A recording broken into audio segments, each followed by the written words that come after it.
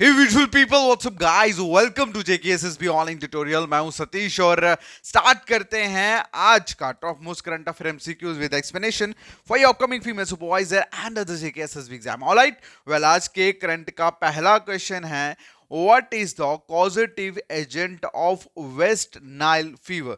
West Nile fever जो है वो उसका मतलब किस उसका कारण क्या है, क्या एजेंट किसकी वजह से वो हो रहा है, ठीक है, जो अभी रिसेंटली देखने को मिला। तो ये जो वेस्ट नाइल फीवर है ये बेसिकली वायरस की वजह से हो रहा है, और ये जो वायरस है ये किसके थ्रू इंसर्ट किया जा रहा है या डाला जा रहा है, दैट इज मॉस्किटो। तो वही केरला के हेल्थ डिपार्टमेंट जो है उन्होंने कंफर्म करा है कि कोई 5 वेस्ट नाइल फीवर जो है केसेस वो कुछ डिस्ट्रिक्ट्स में वहां पे देखने को मिले, और वहां के तमिलनाडु के जो हेल्थ मिनिस्टर जिनका नाम है बीना जॉर्ज, ठीक है, उन्होंने ऑर्डर दिया है कि भाई ये मच्छरों के कंट्रोल के ऊपर थोड़ा कार्रवाई की जाए, ओके, सो दैट कि इस तरह की जो वायरस है वो ना फैले, लोगों को इस तरह का जो फीवर है वो ना हो, ठीक है।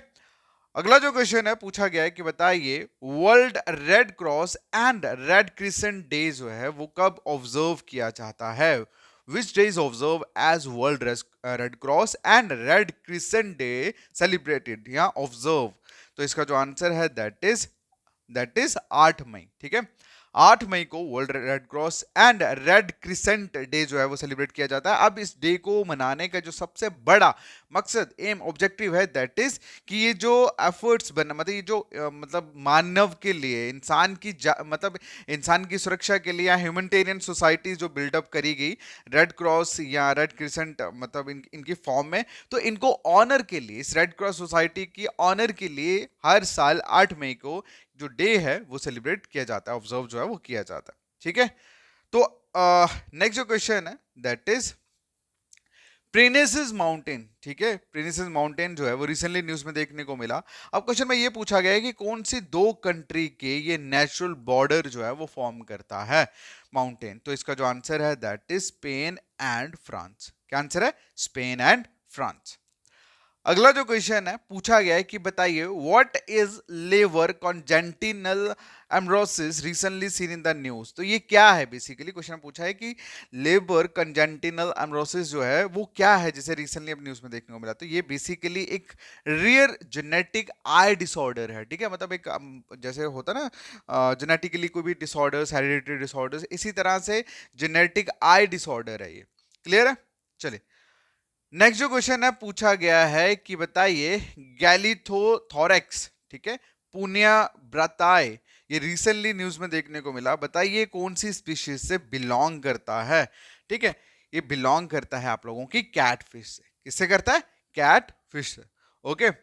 चलिए अगला जो क्वेश्चन है पूछा गया है, बताइए recently which two countries are discussing an agreement to develop an electric propulsion system for Indian warship, ठीक है, मतलब इंडियन वॉरशिप जो आप देख रहे हो उसका सिस्टम जो है वो इलेक्ट्रिकली प्रोड्यूस करने के लिए, इलेक्ट्रिकली बनाने के लिए कौन सी दो कंट्रीज जो है उन्होंने एक एग्रीमेंट मतलब किया है साइन। तो इसका जो आंसर है that is India and UK. तो इंडिया एंड यूके बेसिकली अभी ना डिस्कस कर रही है कि एक इलेक्ट्रिक प्रोपल्शन इंडियन वॉरशिप जो है वो बनाया जाए, ठीक है। नेक्स्ट जो क्वेश्चन है पूछा गया है कि बताइए वी श्रीनिवास प्रसाद जो कि अभी रिसेंटली जिनका डेथ हुआ है, बताइए was associated with which field, मतलब ये कौन सी फील्ड के साथ एसोसिएट थे। वी श्रीनिवासा प्रसाद जो है वो कौन सी फील्ड से एसोसिएट थे। तो इसका जो आंसर है दैट इज पॉलिटिक्स, और ये बेसिकली बीजेपी के लीडर थे और फॉर्मर यूनियन मिनिस्टर भी रहे हैं, ओके। और ये बेसिकली बेंगलुरु से ताल्लुकात रखते हैं, तो अभी रिसेंट इनका डेथ हुआ है।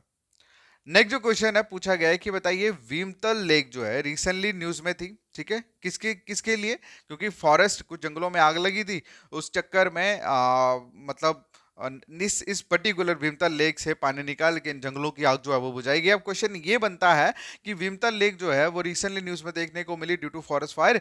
अब बताइए it is located in which state, कौन सी लोकेटेड मतलब कौन सी स्टेट में ये भीमतल लेक जो है वो एसोसिएट है, सॉरी लोकेटेड है। तो इसका जो आंसर है दैट इज उत्तराखंड।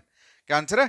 उत्तराखंड। तो बेसिकली इंडियन एयरफोर्स जो है वो इसी भीमतल लेक से पानी जो है वो कलेक्ट कर रही थी, और ये भीमतल लेक कहाँ पे है, मतलब उत्तराखंड कहाँ पे? नैनीताल में है। और इन्हीं के पानी से, इसी भीमतल लेक के पानी से ही यहाँ आसपास लगी जो जंगलों में आग थी उसको कंट्रोल किया गया।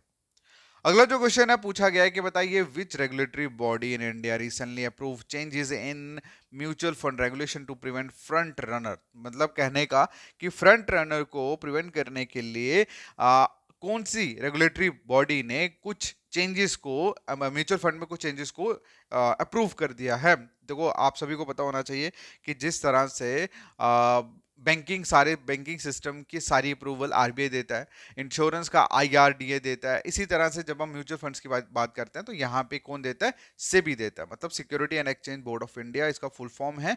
और सेबी जो है उसी ने अप्रूव करा है अब ये म्यूचुअल फंड में जो भी रेगुलेशन जो है रहेंगी, ठीक है, जो चेंजेस करी जा रही है ताकि फ्रंट रनर्स को प्रिवेंट किया जा सके। ओके, अगला जो क्वेश्चन है पूछा गया है कि बताइए पाकिस्तान ने रिसेंटली लॉन्च करा अपना फर्स्ट लूनर मिशन जिसका नाम है आई क्यूब कमर, किसके साथ, मतलब किस कंट्री के साथ कोलैब करके इसने ये मिशन जो है वो लॉन्च करा। ये क्वेश्चन का आंसर आप लोग करोगे कमेंट सेक्शन में।